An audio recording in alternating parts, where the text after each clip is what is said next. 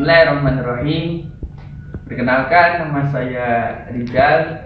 Saya ingin mengangkat tema mengenai multikultural tentang pendidikan. Di samping saya sudah ada seorang wanita yang cantik dan comel. Namanya siapa, Mbak? Namanya Zaro. Dari sekolah mana, Zaro? Man. Dari Man 1 Cirebon. Di Man itu mayoritas siswinya pakai kerudung atau tidak, Zaro? Pakai. Berarti kalau nggak pakai melanggar ya? Nah, ada nggak, pernah nggak melihat siswi yang melanggar aturan nggak pakai kerudung pas belajar di sekolah atau di kelas? Nggak pernah. Kalau lihat dari lingkungan sekitar, misal Zaro kan Iman, melihat siswi musawirin yang nggak pakai kerudung, menurut Zaro tanggapannya gimana sih? Marahnya kenapa? Karena buka aurat. Oh, buka aurat. Berarti karena marah ya.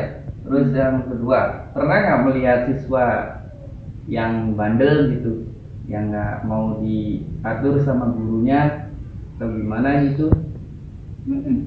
Sering. Jaronya sendiri gimana? Enggak. Sombongnya. Nomor 4. Pernah nggak Zaro di sekitar Man atau teman Zaro itu yang tempatnya berbeda-beda? Kayak Zaro di Cirebon, temen Zaro Yuli di Kuningan atau di Indramayu, pernah nggak? Ada nggak yang kayak gitu? Ada, banyak. Berarti itu kan berbeda kan? Ada perbedaan nggak? Misal dari Cirebon gayanya gimana, dari Indramayu gayanya gimana, bahasanya atau gimana? Bahasanya berbeda. Terus gimana Zaro menyikapin kalau bahasa orang Kuningan pakainya bahasa Sunda, kalau Cirebon bahasa Cirebon, ada Zaro lagi ngobrol sama orang Sunda, gimana Zaro nyikapinnya? Bahasa Indonesia. Oh, pakainya bahasa Indonesia, solusinya pakai bahasa Indonesia. Berarti tidak menyalahkan itu ya, bahasa temen Zaro pakai bahasa Cirebon, jangan bahasa Sunda sih gitu. Enggak. Ngaliinnya pakai bahasa Indonesia. Itu cara kita untuk saling menghargai di antara bahasa sesama, yaitu dengan memakai bahasa Indonesia ketika bertemu dengan orang yang berbeda tempat. Misal Zaro di Cirebon, orang temannya di Kuningan pakainya bahasa Sunda, maka Zaro menyuruh temannya untuk memakai bahasa Indonesia supaya dapat dipahami oleh Zaro. Berarti gitu aja ya penyelesaiannya. Ada nggak perasaan marah ketika orang pakai bahasa Sunda? Aduh, gimana sih bahasa Sunda bisa? Terus tanggapannya orangnya gimana? Marah lagi nggak? Nggak terima. Terus Zaronya gimana? Diem aja. Ngomong nggak Zaronya kalau pakainya bahasanya jangan bahasa Sunda gitu? Ngomong. Dianya belajar bahasa Indonesia nggak? Belajar bahasa Cirebon ke Zaro nggak? Zaronya belajar bahasa Sunda nggak? Nggak. Kenapa? Ribet.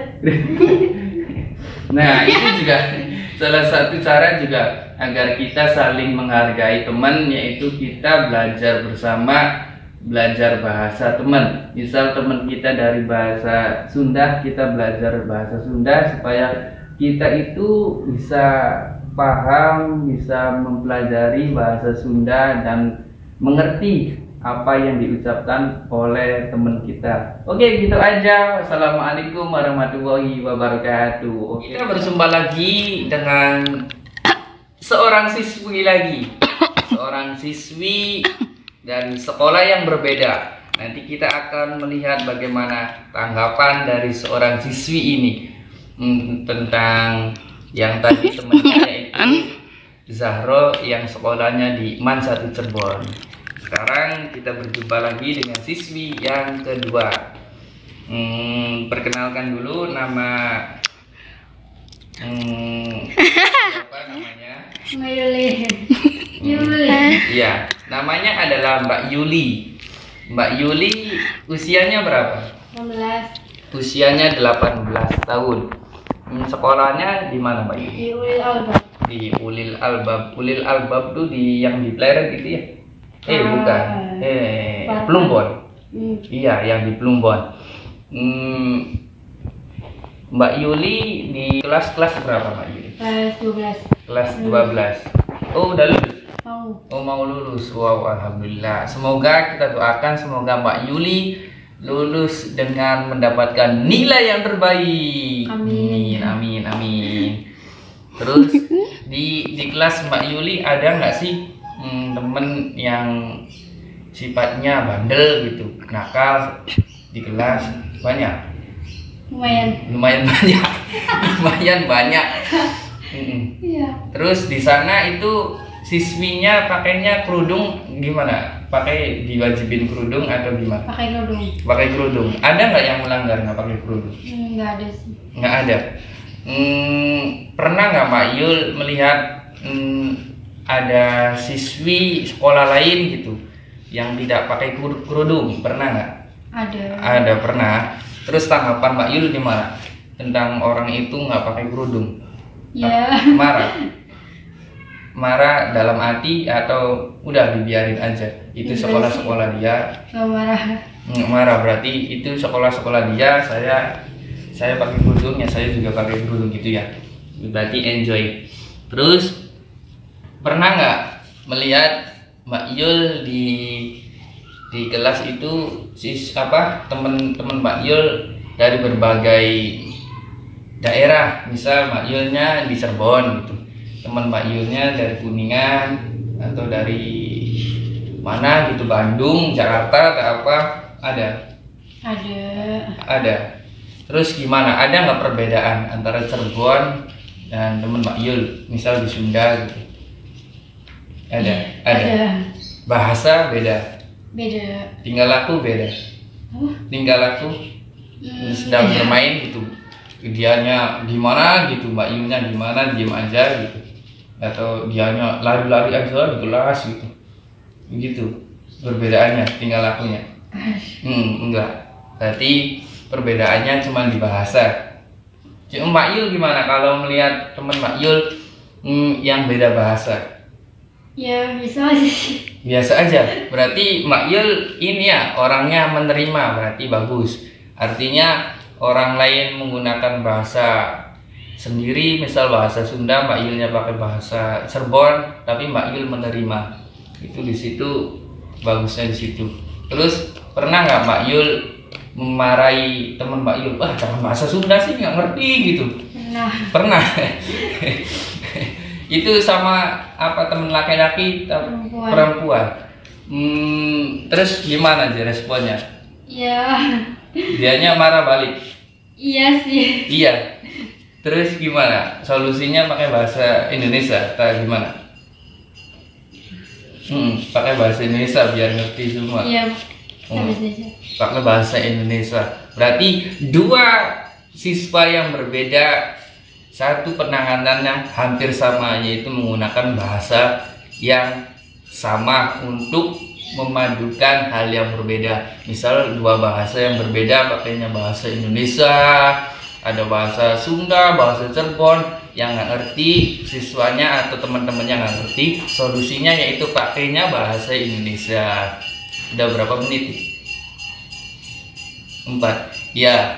Terus juga pernah nggak Mbak Yul telat sekolah? Pernah. Hukumannya apa?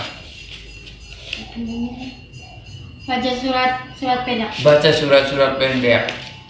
Tadi juga Diman juga kayak mak, kalau telat tuh baca surat, bukan baca surat-surat pendek, tapi menghafal surat-surat panjang. Kalau Diman, berarti di situ juga ada perbedaannya, Mbak, antara sekolah satu dengan sekolah lain. Misal Ulil Albab dan Man satu Cirebon berbeda. Terus bisa nggak baca itunya? Bisa. Terus sering nggak telatnya? Enggak sih. Enggak. Berarti di situ permasalahan di sekolah itu hampir sama, yaitu siswanya telat, siswanya bandel, terus juga beda wilayah, beda bahasa, terus juga beda wilayah, beda karakter, terus juga beda umur, beda jenis kelamin dan lain sebagainya. Nanti di situ ada yang namanya persatuan padu untuk menyelesaikan hal itu semua. Di sana ada BK nggak? Ada. BK-nya kalau nanganin siswa bandel gimana? Dihukum. Iya, dihukum. Dihukumnya biasanya apa? Ya biasanya buat surat pendek. Gitu deh. Terus lari-lari? Ya lari. Dulu. Di sana juga BK juga berperan, yaitu menangani atau mengatasi siswa yang agak bandel, dikatakan bandel, yaitu dengan cara memberikan hukuman lari, menggunakan hukuman membaca Al-Quran. Terus di sana kalau orang yang berprestasi gimana? Dikasih apa? Dikasih reward nggak? Dikasih hadiah nggak? Oh, dikasih hadiah. Nah, biasanya apa isinya? Buku biasanya. Buku. Biasanya buku. Di situ juga BK juga berperan untuk menyelesaikan perbedaan, yaitu dengan memberikan reward atau memberikan hadiah kepada siswa yang berprestasi, supaya dari diri siswa sendiri itu merasa bangga terhadap apa yang dia usahakan. Kemudian BK juga berperan dalam mengatasi siswa yang bandel maupun siswa yang berprestasi. Berarti di situ di sekolah perbedaannya menurut Mbak Yuli banyak nggak sih? Banyak. Apa contohnya perbedaannya? Kalau laki-laki sering nggak meninggalkan sholat gitu? Sering kalau laki-laki. Kalau disuruh sholat wudhunya lama gitu, sering. Enggak sih, nggak sering, jarang. Tapi pernah ya. Kalau perempuan sendiri gimana?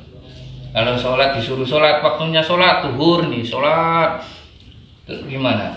Sholatnya cepet?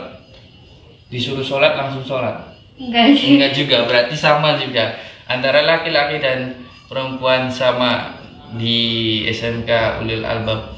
Di situ Mbak Yuli sendiri gimana? Sholatnya kalau udah duhur langsung sholat atau gimana? Iya, sholat. Langsung sholat. Berarti di situ juga ada kebaikan atau kebagusan dalam diri Mbak Yuli, yaitu tepat waktu dalam menjalankan sholat. Walaupun teman-temannya berbeda, ada yang wudunya telat, ada yang makan dulu atau istirahat dulu, beli es dulu, jajan dulu, beli mie dulu, tapi Mbak Yuli langsung melaksanakan sholat. Di situ bagusnya karakter dari Mbak Yul. Berapa detik? 8. Berarti perbedaan di antara dua sekolah, antara MAN dan Ulil Albab, sangat berbeda, namun ada persamaan, yaitu persamaan di faktor beda bahasa, terus perbedaan cara menyelesaikannya, dan perbedaan dalam kondisi di sekolah. Adapun persamaannya yaitu kasusnya juga sama, cara menyelesaikannya hampir sama, terus dan lain sebagainya. Nah, oke, begini saja Mbak Yuli. Terima kasih atas kesempatannya ngobrol-ngobrol sebentar. Sekian, salam.